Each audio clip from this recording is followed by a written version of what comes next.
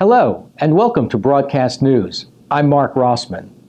On this week's edition, you will hear about an official's plan to address conditions at a residential healthcare facility, an expansion of the Count Basie Theater, and a special playground. A judge has upheld a decision by the Jackson Zoning Board of Adjustment to deny variances to an applicant who wanted to build a high school for Orthodox Jewish girls in a residential zone.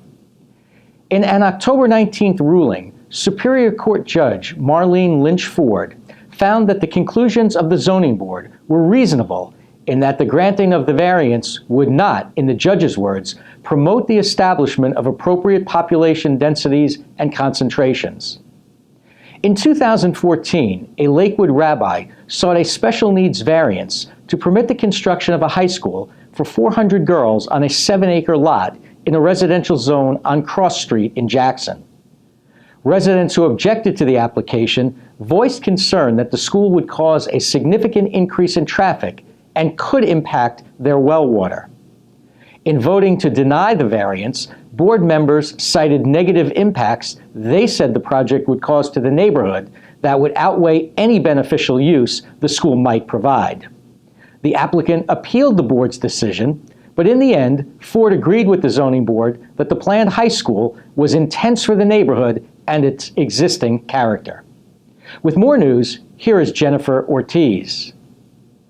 Municipal, county, and state officials were on hand for the recent dedication of a new playground at Michael J. Ty Park in Freehold Township. The $320,000 universally integrated playground was built with grant funds from Monmouth County that were matched by Freehold Township. An integrated playground accommodates the needs for children of all abilities.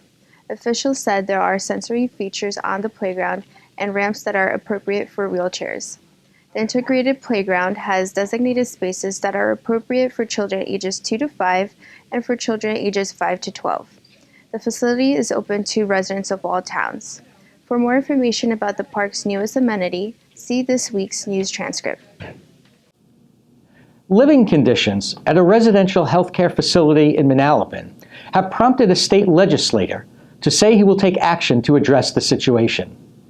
Assemblyman Robert Clifton, whose district includes Manalapan, said he will draft legislation which will seek to make changes to laws regarding inspections at residential healthcare facilities. Specifically, Clifton is examining the Marianne Manor on Route 33 in Manalapan, which is a licensed residential healthcare facility operated by the state. About 50 people receive room and board and are allowed to come and go as they please from the facility. Clifton said he is focused on living conditions at Marianne Manor. He said the operators address issues when they know an inspection is pending and then allow conditions to deteriorate following the inspection. The assemblyman said he will draft legislation that would change when and how inspections are conducted and which state agency is best equipped to conduct the inspections. Marianne Manor has come to the attention of Manalapan residents and officials twice in the past year because 2 residents of the facility have been struck and killed by vehicles as they walked along Route 33 near Woodward Road. The Count Basie Theater in Red Bank has announced a $20 million expansion plan that will help shape the historic theater's future as a regional center for arts and education. A press conference announcing the expansion plan was held on October 26th. It's really a very exciting time, and I think it's going to be a great example of what should happen in every community across this country. It gave kids like me with a passion and a love for music a place to get better and learn through experience. And I'd like to thank Rocket and the Basie for letting me be a part of something so special and life-changing. The Basie will continue to be a catalyst for growth in Red Bank and the area, as this new vision for the theater could create and will in fact create over 100 new jobs for our local residents and friends. Theater executives said properties on both sides of the venue along Monmouth Street have been acquired throughout the years, and part of the plan for the future is to establish an entire city block and creative campus dedicated to the performing arts. Executives said the Count Basie's mission is to serve the region by providing a diversity of programs. The slogan for the fundraising campaign that will help transform the theater into a regional center for arts and education is "The Future is Now." The Count Basie Theater will celebrate its 100th birthday in 10 years. Executives said the $20 million expansion will be funded solely through donations. And now, here is Tim Morris with sports.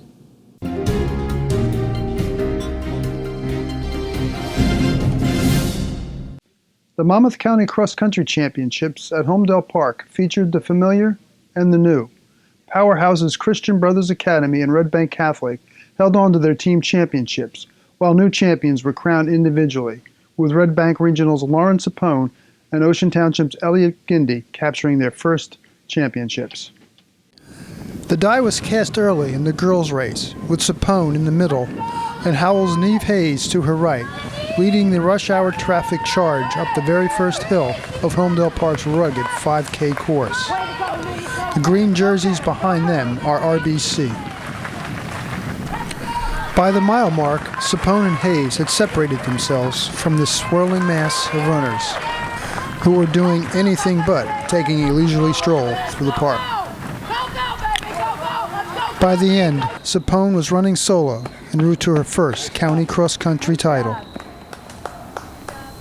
Behind her, Hayes held on for second. Nice job, young lady. Nice job. Nice job. Gindy was a very happy winner crossing the finish line after outkicking Colton X Jordan Brannon to capture the boys' title. Behind them came a sea of CBA blue as the Colts again demonstrated their superiority over the rest. This is Tim Morris for Greater Media Newspapers. In sports, every battle comes with a start time. But our battles don't begin with a coin flip, and they don't end when the whistle blows. Our opponents, wind, rain, time, and chance, are always present. We wage a battle against darkness, against powerlessness. We're fighting right now, a team of more than 9,000. And if you don't notice us, that means we're winning. With more news, here's Kathy Chang. South Amboy officials are hopeful construction on the ferry terminal building and parking lot will start in the spring, which is the final phase of the long-awaited commuter ferry service. Officials said they received over $21 million from the federal government to bring back the ferry service, which previously ran from 2001 to 2006. The ferry project was split into 8 phases. The first phases included building a new pedestrian bridge to the parking lot and marina. Officials have said the ferry would take commuters from South Amboy to Manhattan's Wall Street area in 42 minutes. For more information, visit gmnews.com. Thank you for joining us. Please visit gmnews.com next week for a new edition of Broadcast News.